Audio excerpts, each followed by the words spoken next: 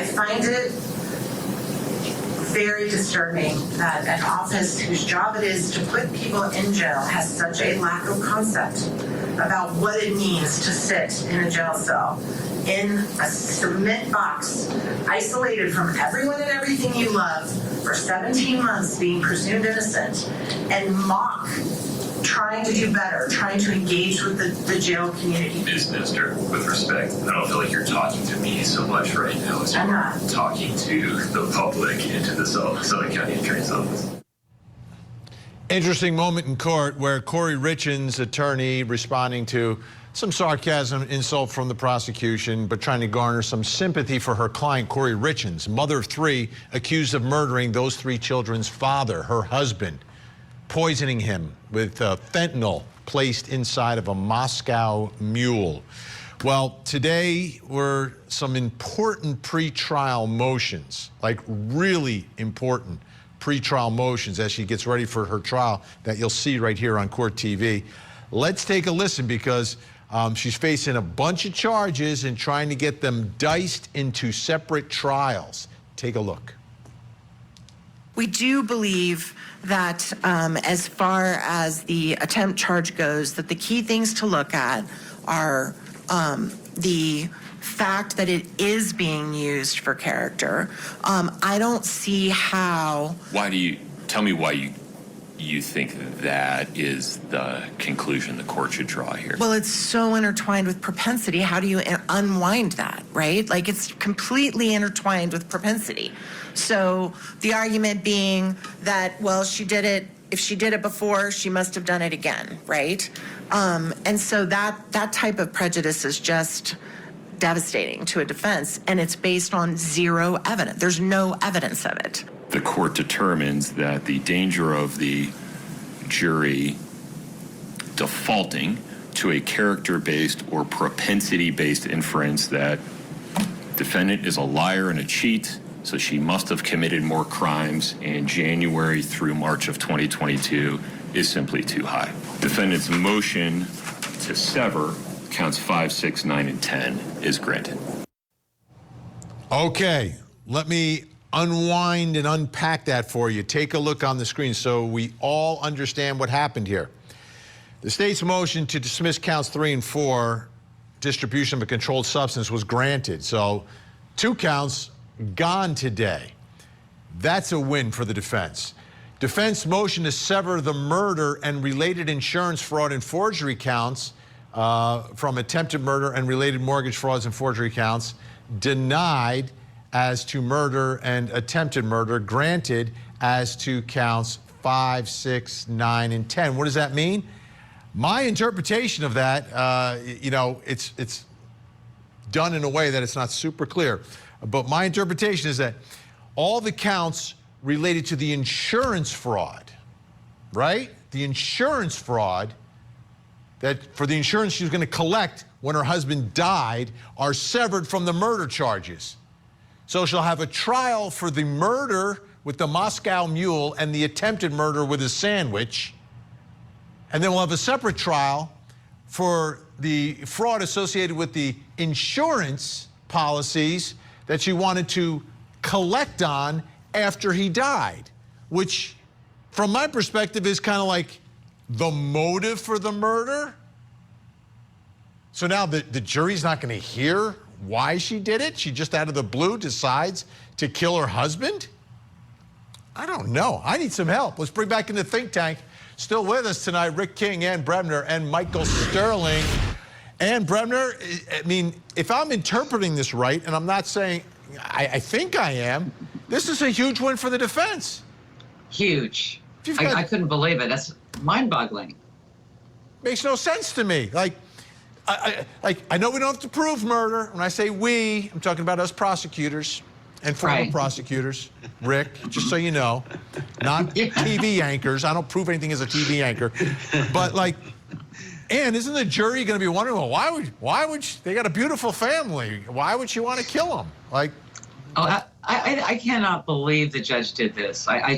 There must be something I'm missing here, because that is the motive. And we always say as prosecutors or ex-prosecutors, you know, we don't have to prove motive. But you can't just excise motive from the case when it's clearly there. It's insurance fraud. That's why she did it. I just don't get it. But, you know, I guess we'll hear more about it. But I think it's a huge mistake. But, of course, prosecutors can't really do much about that. Yeah, right now. Rick, this is one of the situations where 2 criminal trials is actually better for a criminal defendant. Absolutely, and you know, just I think without stealing the thunder of the professor, because I'd love to hear his analysis of it, but from my perspective, you know, it's the fear of the evidence of the other cases bolstering the crime that you're actually trying them for. So what you have is the kind of the tipping of the scales, because when they, as the judge pointed out, simply because they think that she's a liar and a cheat, she must also be a murderer. So we don't want the danger of the jury making that assumption is too great, and so that's why we have these severances. Yeah, but Michael Sterling, there's no reason to commit the insurance fraud unless you're going to kill him. He's a young, healthy guy. Well, Vinny, I don't think, and this is the question I wonder, right? The judge hasn't ruled out any evidence related to that coming in. He's just severed the charges. So I'm not sure, and listen, I know prosecutors who know how to play it really well. So I'm not sure if that means that no evidence related to motive doesn't come in. It just means you can't do something. You can't say because she did these other prior bad acts, she's got to be guilty of murder.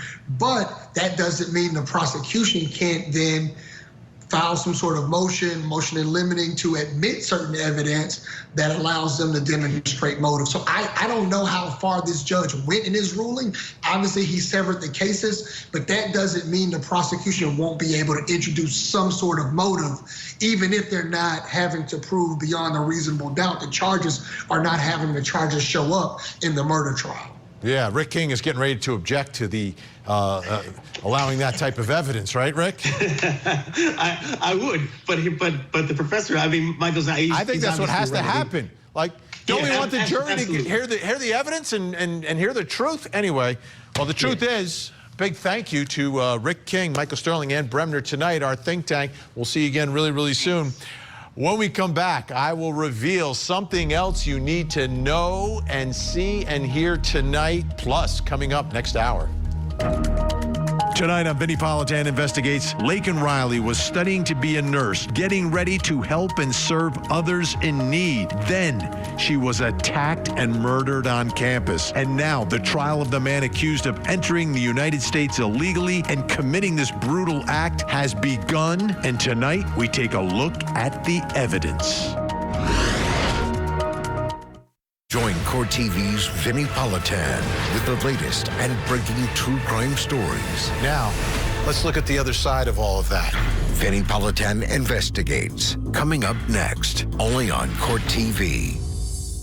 It's the biggest story that we're covering. He is the boogeyman. Lori Daybell. She said, I will have you destroyed. She's got another murder trial coming up. A social media sensation, now a suspected killer.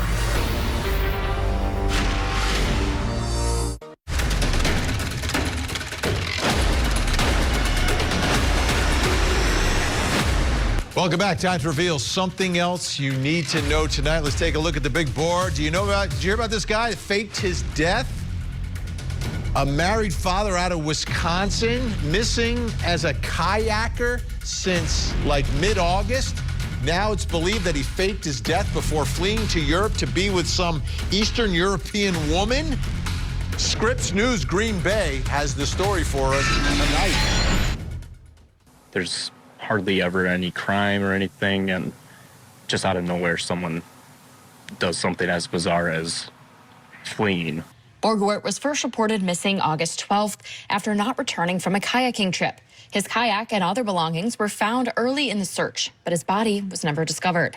The case caught the attention of the Green Lake community. I thought it was really crazy, like in the summer when I heard about it, because it made me like not want to go on the lake. The sheriff's office says it searched Borgwart's laptop and found photos of passports, inquiries about moving funds to international banks, and communication with a woman from Uzbekistan. Law enforcement says they found Borgwart took out a $375,000 life insurance policy in January and had purchased an airline gift card. They also say his passport was checked by Canadian authorities in August after he had gone missing. Neighbors in Green Lake say the news came as a surprise. My thought was, you know, he's probably still out there somewhere, and it was kind of far-fetched.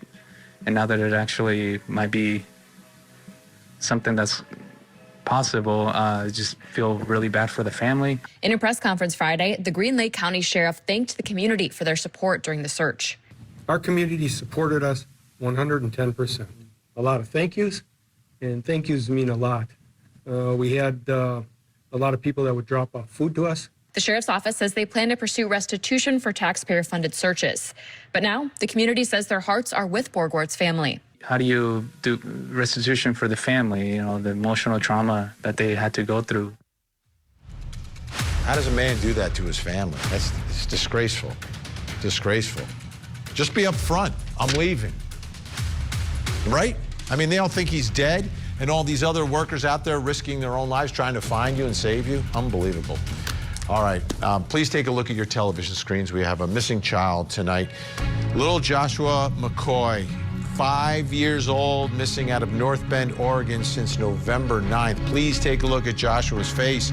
If you see Joshua, pick up the phone, make a call, make a difference. You can call 911, 1-800-THE-LOST, or you can call the local county sheriff's office in Oregon. That phone number is on your screen right now. Let's see if we can get little Joshua to a safe place tonight.